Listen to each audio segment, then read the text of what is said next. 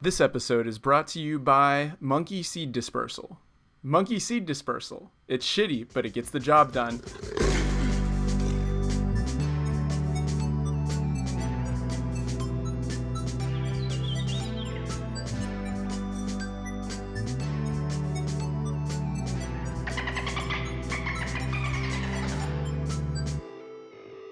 This is Wild Green Streams for Ecological Fiends. I'm Rhett. I'm Iona. I'm Curtis. I'm Leroy. And today we have Jarod K. Anderson joining us. Jarod, otherwise known as the Cryptonaturalist, has built a large audience with his strange, vibrant appreciations for nature, ranging from optimistic contemplations of mortality to appreciations of single-celled organisms. Jarod is forever writing love letters to the natural world. Jarod, welcome. Hey, thanks for having me. It's good to be here. What is the Cryptonaturalist? Yeah, that seems like a reasonable question. It's hard to answer sometimes. So Cryptonaturalist started as a podcast 4 or 5 years ago. And I was working as an academic, as an administrator for Ohio University, and I thought to myself, okay, I do a lot of boring things with words. What would I do if I could just do whatever I wanted for fun? And so, I have a background in literature and teaching English, but like in my undergrad, I graduated with twice the number of credits I needed because I was also such a zoology nerd, and I've always been a nature nerd. So I'm like, okay, well, I love nature, the natural world, but I also love fictitious creatures and mythology and cryptids, and so... And I grew up watching the sort of nature programs like Wild America with Marty Stauffer and all of these sort of single voice weirdo nature narrators. So I mushed them all together into one podcast where you have a kind of passionate, loving, quirky narrator who is treating cryptids as if they're part of the old school nature documentary style, was the idea for the podcast. But I've also been a poet for the last 30 years and written nature poetry. So a lot of what I post online is scraps of poetry and sort of affirmations, positive stuff, appreciations of the natural world. And so I developed this kind of two-part thing where some people followed me and liked the podcast, and some people think of me as a strange online nature poet, and sometimes the poetry fans don't know about the podcast and the podcast fans don't follow the poetry, so it can be confusing to explain sometimes, but in my mind it's all sort of related. I've heard it described before as a mix between David Attenborough and the X-Files. Yeah, I've gotten Bob Ross before thrown in there too. Oh, I see it. But yeah, it's just sometimes I like the idea of taking fictitious things to remind people about sort of the wonder they had about nature when they were kids that can get lost sometimes from it becoming commonplace. Like when you're a kid, you understand that when you flip over a rock and, see a little isopod or a red-backed salamander or something, you're full of awe. And sometimes I think looking through a lens of fiction can remind an adult that I always make up my own cryptids, but you think about like the idea of Bigfoot or something. It's like, why would Bigfoot be more fantastic than a gorilla? Because you haven't seen it? Like, just find the mental space where you can see elements of the natural world in a new way, and I think you can kind of recapture that sense of wonder. So that's why I like to come to it through fiction. I always had the same thought about dinosaurs, where I was like, if they weren't extinct, would people be as interested when we currently have like rhinos and ostriches and things? Like giraffes Yeah. like you just look at a giraffe and if you didn't know and someone was like, oh, this is an animal, you'd be like, you're insane. No, that's not. Would What is that? anybody care about dodo birds if they were still around? So yeah, I definitely agree with the just like. Well, with the dodo birds, like what? With the dodo birds, like one example I gotta give are tinamoos. Y'all know what tinamoos are? Describe them. Tinamoos are they're not exactly flightless. They're like sister to phylogenetically to ratites. So ratites are your ostriches, your cassowaries, your emus, your rheas, and they're in South America, and like not quite flightless, but like they're not great flyers, but like they're just these chunky birds that are just like on the ground, like eating seeds and stuff. Like they don't have bills as big as dodos, but it's still like they exist. You have ground pigeons, which are the closest things to dodos these days, like Victoria ground pigeons, and like whenever I talk to kids and like people about animals and about wildlife, I always remember like the example you gave, Iona, about giraffes.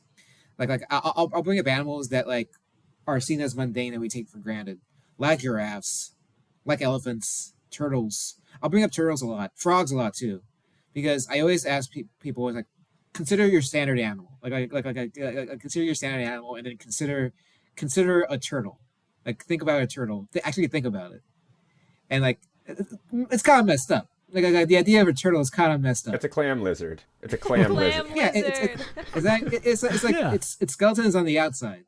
Like that shell's part of its skeleton. It's on the outside, and it's cool with it. Jared, what was the latest real life animal that made you feel that way? I live between a park, so sort of a small copse of trees, and a cemetery that's also an arboretum. And we've had Cooper's hawks fledging in there, so I've been watching them a lot lately. And they do the sort of loafing behavior where you have these young hawks and they'll kind of like slump and sun themselves on the top of gravestones.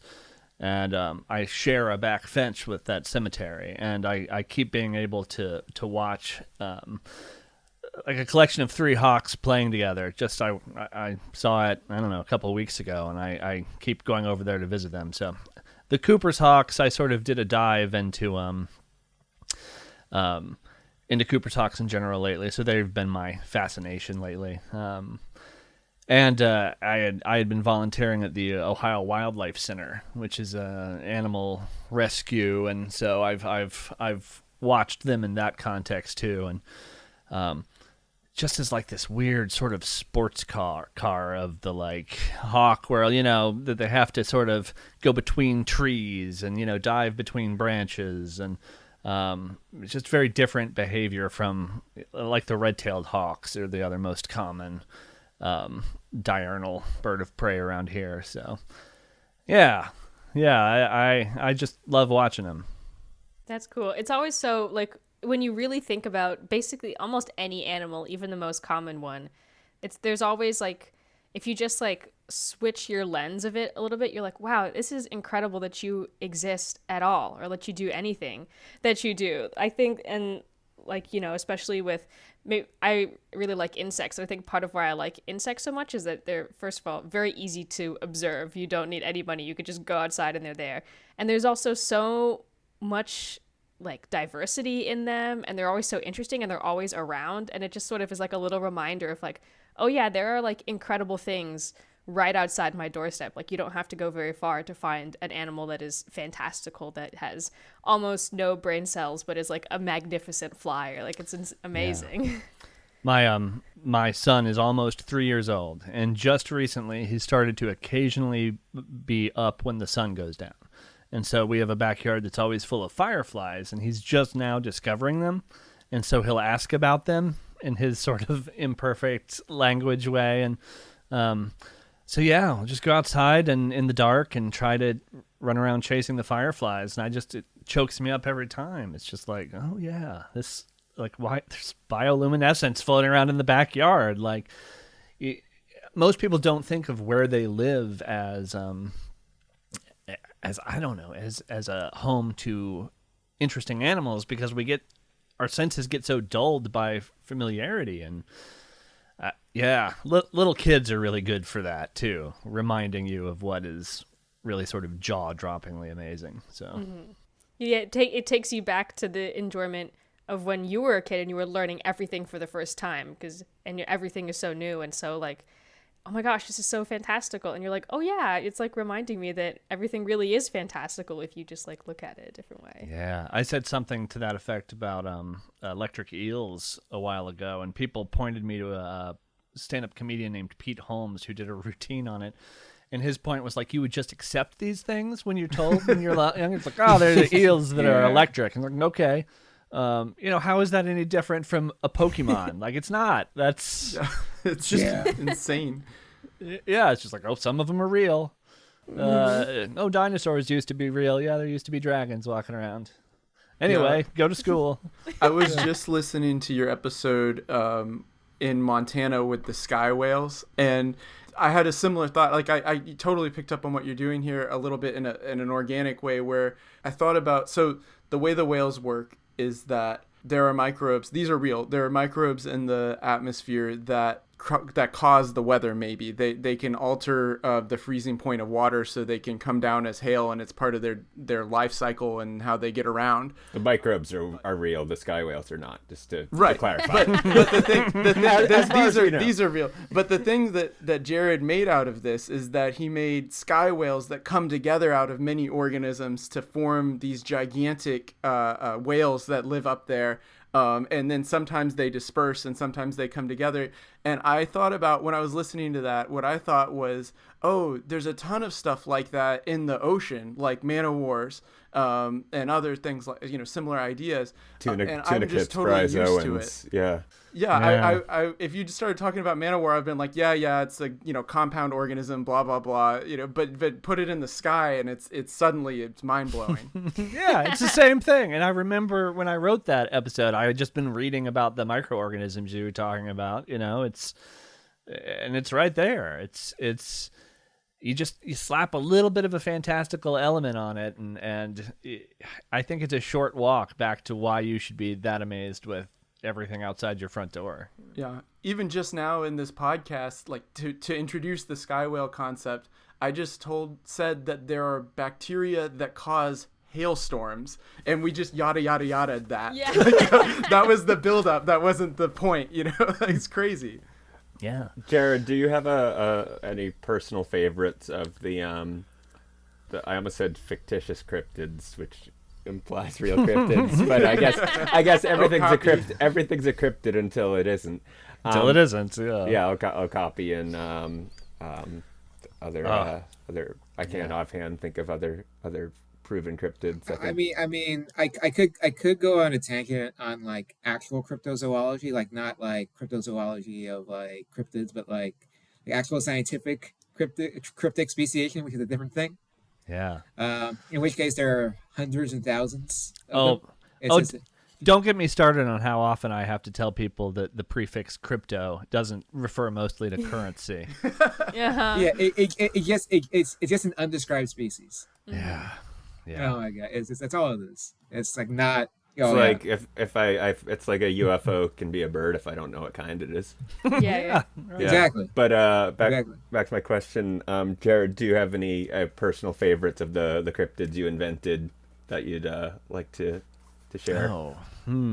Or just any that spring to mind. In one of the early episodes, the orbital kingfisher is one that I think of a lot. Kingfishers are one of those birds that if I see, I'm like, oh wow, like this was a big day.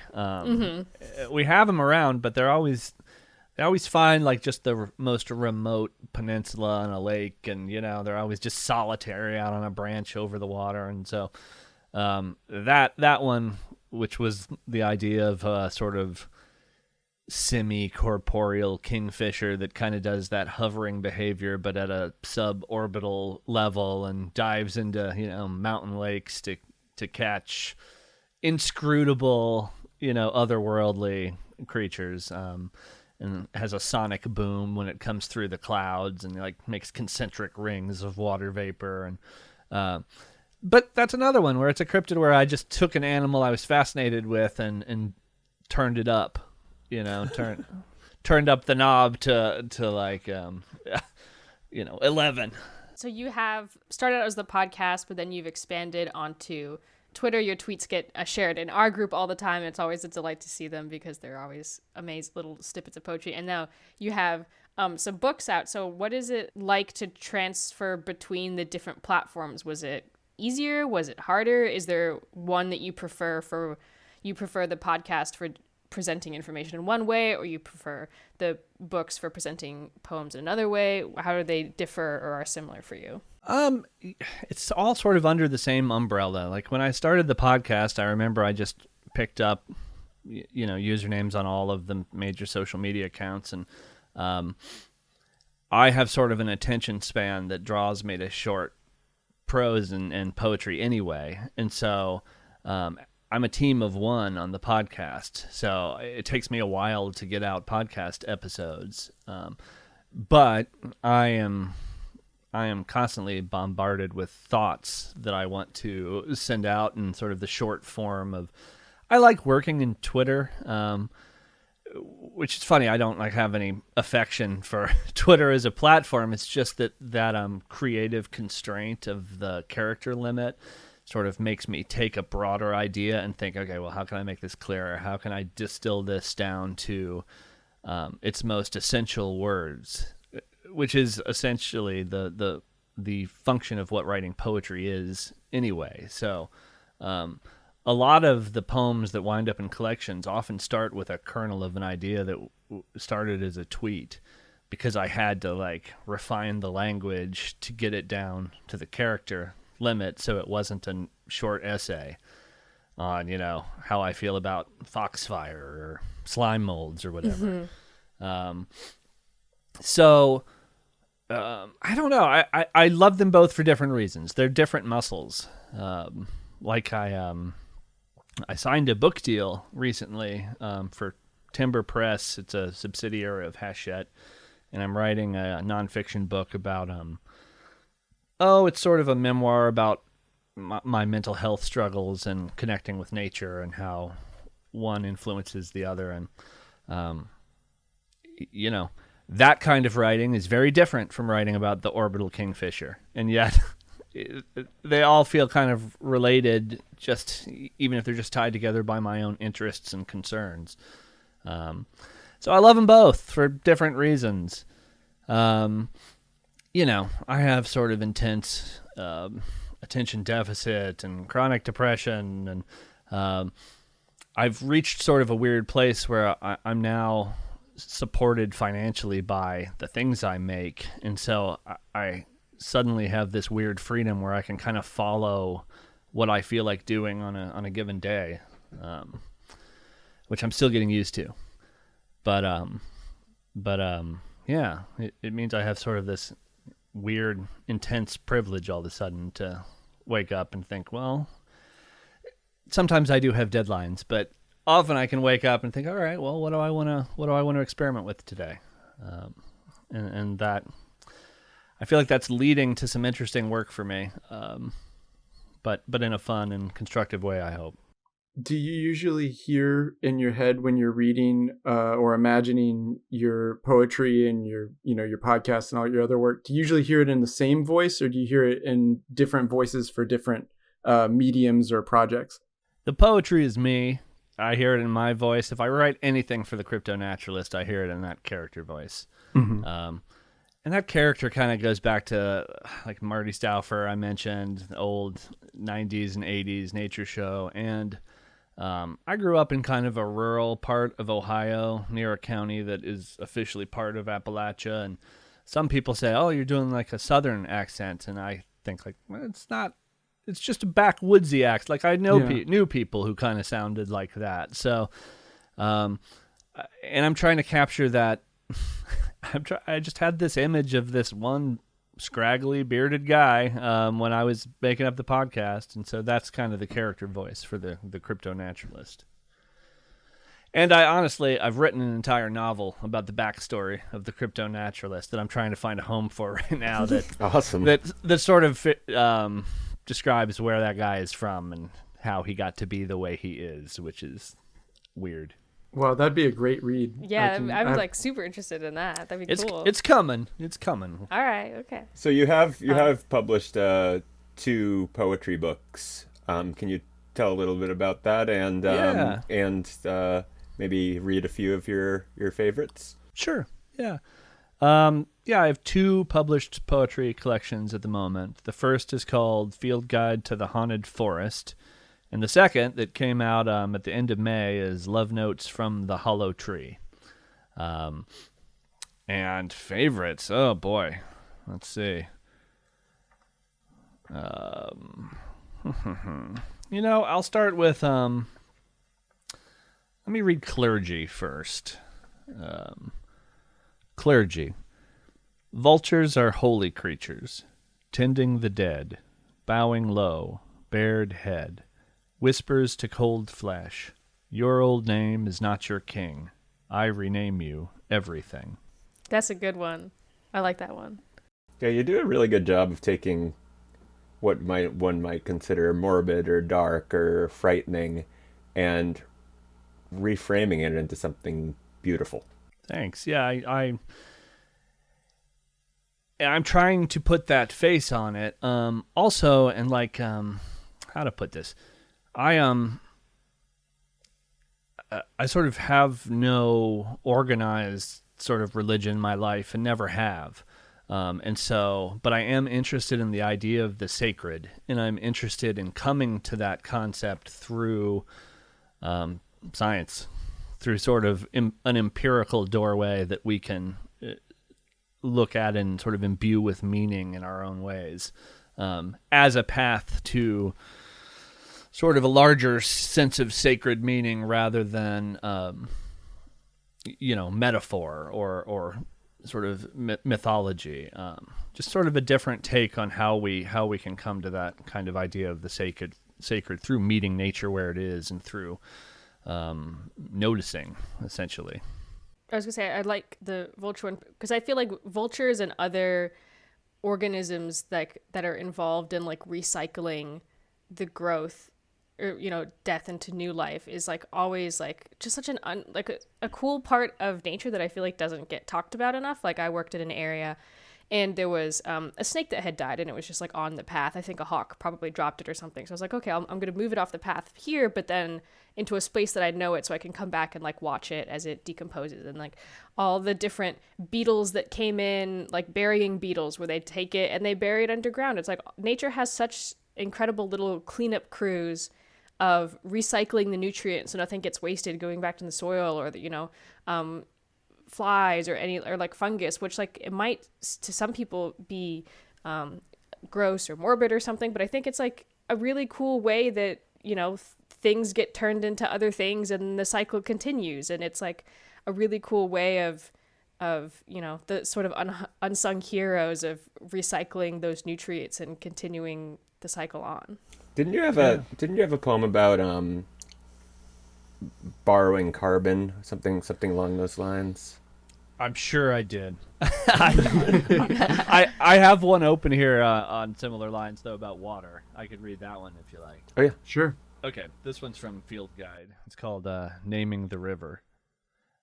The water in your body is just visiting. It was a thunderstorm a week ago. It will be an ocean soon enough.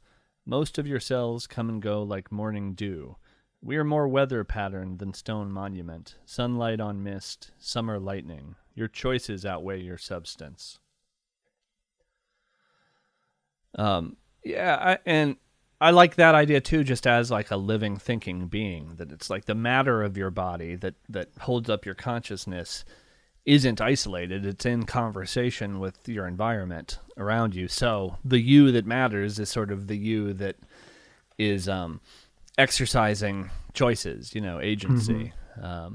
But it's also comforting to think of yourself not as kind of an island beset by nature. And there's a ticking clock on mortality, but like, if you're a raindrop that's falling toward the ocean, the ocean wasn't really diminished by you becoming an individual raindrop, and you're not really diminished when you rejoin the ocean. It's kind of a way to think about that kind of whole, that process, that weather, those patterns you're part of as a comfort, not something that you're raging against, which is sometimes how we look at mortality and life and death and impermanence. I think a lot of people struggle with impermanence in so many different ways with so many different flavors of anxiety. There was a Hank Green video that I saw the other day that this reminds me of a little bit, because someone asked him what state of matter is fire. And he spent a long time, apparently he was a chemist before he was a YouTuber, but he was like, I don't know. And he spent a really long time like just mulling that over and kind of being annoyed that he couldn't figure out the answer. And what he came to is basically that it doesn't make sense to describe fire as a thing in the same way that you would describe like a cup or even like a volume of air or water or something. It's not a state, doesn't have a state of matter. It's more like a waterfall where it's a process. And it just reminds me of that because it's kind of saying that life is like that too, and life forms are kind of like that too. I found what I was thinking of, and it wasn't one of yours. This is actually from the subreddit Shower Thoughts, of just people, the deep thoughts you think of in the shower. And somebody said, the atoms that make up my body aren't mine. It's just my time to use them. And then somebody replied with, I just love how somebody can go from profound to shit post in 0.5 seconds. Somebody replied with, Mom says it's my turn with the carbon. That's awesome. It's like that really beautiful idea Carl Sagan will bring up, how like we're all made of stardust. It's all the same elements. It's all the same atoms. My favorite Carl Sagan quote is, we're a way for the cosmos to know itself. Yeah. Like, whoa. Wild green memes for existentialist fiends tonight, guys. Wild space memes for existential dreams. Yeah. That's kind of what you get if you invite me on your podcast, bro. We love it. I have a poem somewhere where I sort of push back a little sometimes against that Carl Sagan idea. Not that I don't like it. I just occasionally want to complicate it by saying that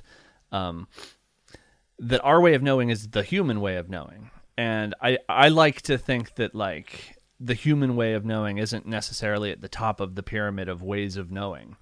Like, okay, if a mountain doesn't have neurons to learn our name for it, is it somehow ignorant? Or is it perfect in its knowledge, just that knowledge without thought, just sort of like the wholeness of the mountain?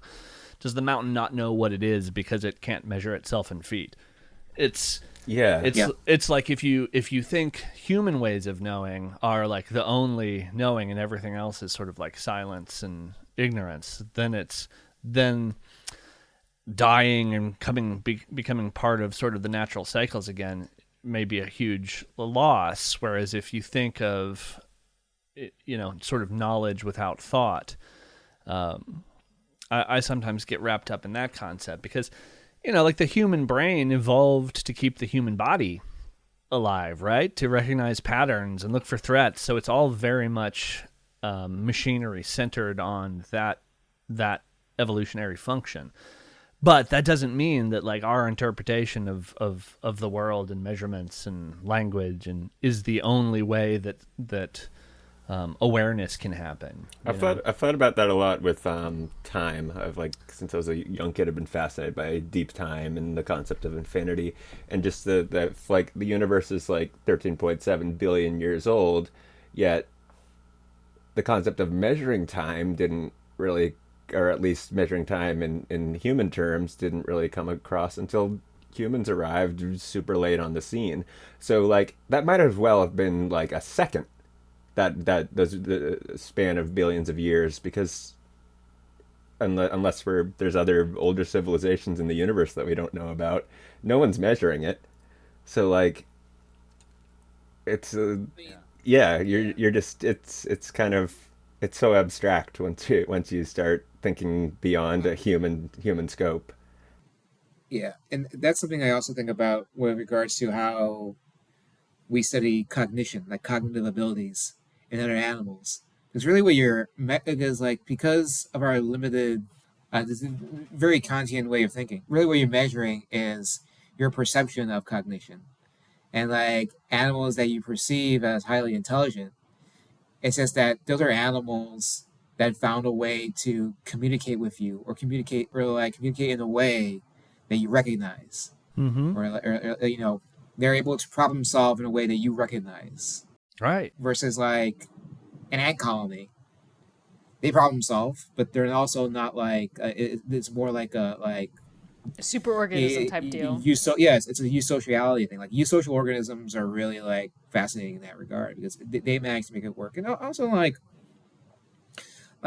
a worm, they just get along just fine. An earthworm gets along just fine. Yeah, you're touching on a subject I have a poem here for. Let me hit it real quick. This poem's called Not to Brag. It's a little silly. Not to brag. Hey, we're humans, a pretty young species. You've probably heard of us. We're the top life form on Earth. You can tell because of smartphones and toilets and such. Sure, we need older creatures to make all our food and oxygen, but that's all. Oh, and we need them to live in our guts to help us digest things, but it's not a big deal. We're on top. We know because we've said so. Oh, we're also the smartest. That's important. Smart is a word we invented using our smarts. It's a measure of how well any creature can do things humans value via methods we understand. Simple, right? I assure you, we're very smart and very in charge. I love it. People, I have, non-wildlife friends who sometimes will be like, oh, like, what is smarter, like a dog or like an octopus? And I'm like, well, depends on what you mean by smart. If you ask an octopus to open a jar, you'd be like, wow, an octopus can do that. That's smart. But a dog's not going to be able to open the jar. Or if you're like, dog, find this thing by smell alone and like dig it up. And then like an octopus might not be able to do that. So it's like all relative to what humans perceive. Or like the brain is the only organ that named itself. So, everything is just sort of like we created our own little world. Well, or you think of a tree. Like, is a tree smart? You could stick it in the ground and it can stand there naked for 200 years, feeding itself with dirt and sunlight and rainwater. Like, a tree will move out of the way. A tree will move out of the way. If you're stuffing the tree's way, it'll be like, oh, I gotta move. I gotta get it. It's I'm thinking back to a quote from Douglas Adams from Hitchhiker's Guide to the Galaxy, where it says, "Man had always assumed that he was more intelligent than dolphins because he had achieved so much, the wheel, New York, wars, and so on, whilst all the dolphins had ever done was muck about in the water having a good time. But conversely, the dolphins had always believed they were far more intelligent than man for precisely the same reasons." Yeah. Yeah. A good example of that is, you brought it up with like octopus, like cephalopods. Cephalopods are seen, like, they're another one of those animals that are seen as highly intelligent, at least for an invertebrate. But most cephalopod species are annual, meaning like they live 1 year. And it's like they live the 1 year, they have sex the one time, and then they die. And there's no cultural exchange. Yeah. Exactly. Between They're generations. making it all up from scratch every time. If they lived longer, Exactly. they would be too powerful, so they had to be nerfed. Otherwise, they would be the true number one organism on the planet. Nature nerfed the octopus to die They after did. sex, so it wouldn't. OP. Yeah, I mean, but that's again, we're using anthropocentric lens on it, right? It's like, but why aren't they trying to build nations and legacy? And it's like, well, that's our priority. That doesn't mean it necessarily is the priority that makes sense. Let me shift a little bit here, because like, I've talked a lot about recognizing what is fascinating in nature and our connection to nature. And so then I like to move to sort of the mental health facet, where it's like, all right, most of us know how to appreciate nature. So how do we then turn that sort of kindness and appreciation back on ourselves? So this is a poem from Field Guide. Woodland Yew. It's easy to look at the contours of a forest and feel a bone-deep love for nature. It's less easy to remember that the contours of your own body represent the exact same nature, the pathways of your mind, your dreams, dark and strange as sprouts curling beneath a flat rock, your regret, bitter as the citrus rot of old-cut grass. It's the same as the nature you make time to love, that you practice loving, the forest, the meadow, the sweeping arm of a galaxy. You are as natural as any postcard landscape and deserve the same love. Because I see a lot of people who can feel that sort of internal generosity and kindness and love for objects in the natural world, but then they build up these strange artificial divides between what they consider themselves and what they consider the natural world. And like, those are totally artificial. And learning to to apply that same generosity of spirit and same kindness and love to ourselves as if we were the meadow or the Cooper's hawk or the vulture, like that seems to me like the next step you take when you're kind of learning to embrace a worldview that centers the importance of nature and then positions yourself within that nature, you know? Something related to that you said on your podcast that I really liked when I was listening to it a few days ago was it was in response to people feeling powerless in the face of all the issues in the world. And you said at some point that feeling as though you're somehow deficient for being unable to solve world crises is like feeling like you should be supervising the conversion of hydrogen into helium in the sun. And I just paused it and was like, whoa, when I heard that, like I had to rewind it and think about it again. Yeah, people, news is often couched sort of in a format that talks about global outcomes. And I understand why that is. But none of us chatting here today have our hands on the levers of global outcomes. Not in the same way, not with the same ease you can just sum them up. I often picture it sort of as this huge rock, right? And a lot of us want to roll the rock in a specific direction. Well, you don't do that by smashing your body against the rock. You do that by, like, taking care of yourself and your strength and pressing on the rock in the direction you want it to go. And you hope that enough other people are also pressing. But if you ram yourself into the rock again and again, you're just going to destroy yourself. You have to sort of respect your own natural wants and needs and the biological imperative of rest and recuperation and keeping an eye on the good parts of life. Because, especially with social media, the algorithms have figured out that fear and rage hold your attention a lot more than pleasantries. Which makes sense, I think, evolutionarily speaking, because it's like you scan the tree line for threats. But so I think it gives us kind of a I think it's in their financial interest for everybody to be panicked all the time in a way that I think is very damaging for all of us.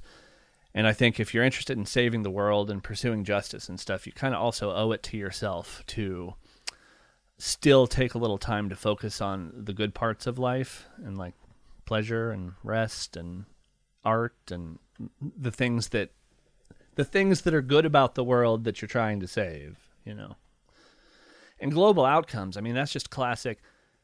So if you deal with like chronic depression, like I do, you have to spend a lot of time recognizing what you do and don't control, because you can spiral in some very dark directions on obsessing about things you have no control over, what other people think, the future, and huge global outcomes very much fall into that category, I think. Which isn't to say, I know some people see that and think like, oh, Jarod's advocating surrender or retreat. And it's like, I'm not. What I'm saying is you apportion, you give yourself a portion of noble work to do, and you do it realistically in a way that takes care of yourself and your life and your sanity. And then you think to yourself, I did the plan. Like I did the work. Like now I also am owed rest and pleasure and happiness. It's kind of like when you were talking about moving the boulder, it reminded me back to like ants moving stuff around. Like one ant is not going to be able to move the cheese puff into, the anthill. You need a whole team of ants to help move the cheese puff. And then, people tag in and tag out. So sometimes it feels like impossible to hoist the cheese puff by yourself, but you have to just remember that it's going to happen with a group of people. Yeah. And I see people sort of get crushed thinking that they have to move the cheese puff by themselves. And it's like, no, it's got high caloric density. You can't eat that cheese puff by yourself. Yeah. That's gonna be a sticky orange death for you. Yeah, right? You can't let yourself be crushed by the puff. You gotta get your super your eusocial friends and help you out. Use social network. Yeah. If there's one message of today, it's you got to be realistic about the puff, I think. You gotta be realistic about the puff. I have shockingly, I have a related poem. You want me to hit it? Absolutely. So this is a poem from the new collection. Okay. Forsythia. As forsythia grows tall, its branches bend beneath their own weight, bowing to the ground in arches of yellow flowers. Wherever they touch the earth, the branches root again and send up new shoots, stitching gold across the landscape. Some new kinds of knowledge shift our center of gravity, staggering us, bending us low beneath the burden. If you think of your worldview as a stone tower, this shift is a cataclysm of splintered rock. If your worldview is forsythia, then every startling truth that bends you low becomes a new connection to the earth, a new way to stand, an invitation to grow. We live in a time of strong wind and sudden pressure. It is not an age for towers. It is an age for stubborn flowers. I like that one a lot. Thanks. This is coming from somebody who's tried to fight forsythia a lot, too. Yeah. That would be one of those, some disgruntled kid in like 10th grade English class would be like, it's not deep, it's just someone who hates gardening or something like that. Yeah. I love that there's the layers to it.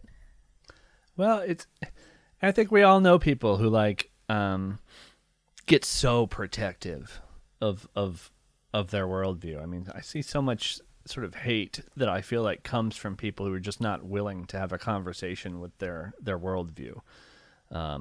Just like, well, I didn't know anybody like that when I was a kid 50 years ago, so I'm going to label them a monster or something. It's just like,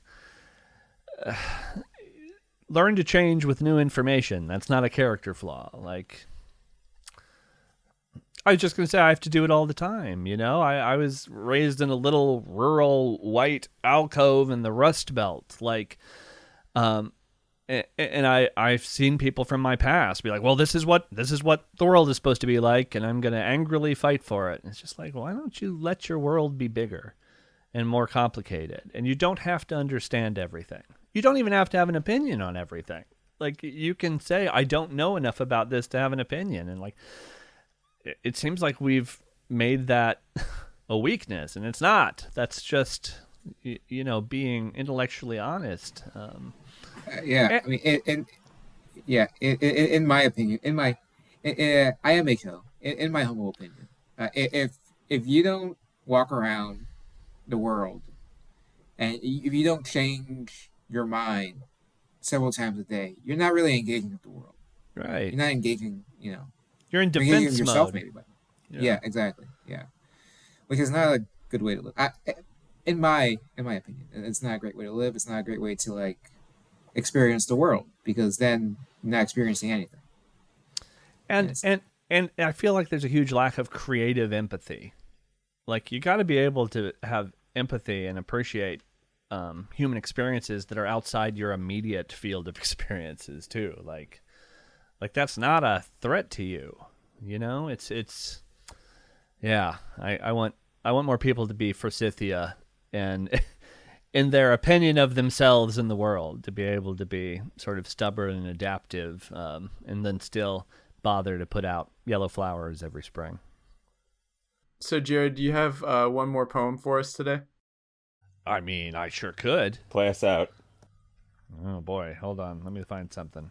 Yeah, no pressure. Gotta just do a big finale. Okay, hold on. Okay, I'm gonna read orcas. Somewhere there are orcas.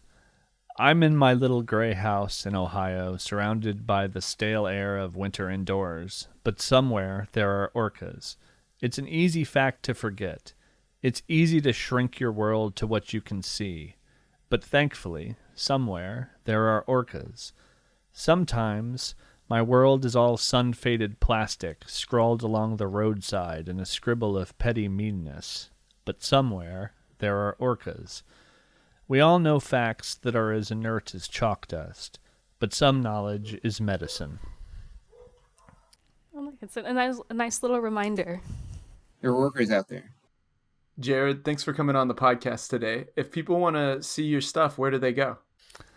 Sure. I'm Cryptonaturalist on all of the major social media platforms or at cryptonaturalist.com. You can find links to my poetry collections there and under books. And you can also stream the podcast from cryptonaturalist.com or YouTube or anywhere you find podcasts. And we'll have links to all of those things in the description of this episode as well. So that's our show. Thanks for listening. Until next time, I'm Rhett. I'm Iona. I'm Curtis. I'm Leroy. I'm Jarod. And happy Year of the Mushroom. You can support this podcast at patreon.com/wildgreenmemes. That's memes with an M. Patrons get gifts in the mail, early episode releases, and of course, a shout out on the podcast. This week, we'd like to thank Yelena Koval, Kate Estrop, Sharon S. Rapp, Jonathan Muser, Mylan Schmalin, Amaryl Rose, Aletta, Nor, Lizzie Schultz, Kimberly Reynolds, Olivia Boone, Liz F., Krista Hannon, Riley, G. Law, Deb Fox Weiss, Amanda, Siobhan Power, Jamie Lee, Evan Waite, Sonia Demal, Kevin Ritter, Randy LaPearl, Sam Capriva, Diana Smith, Lauren, and Mothstradamus.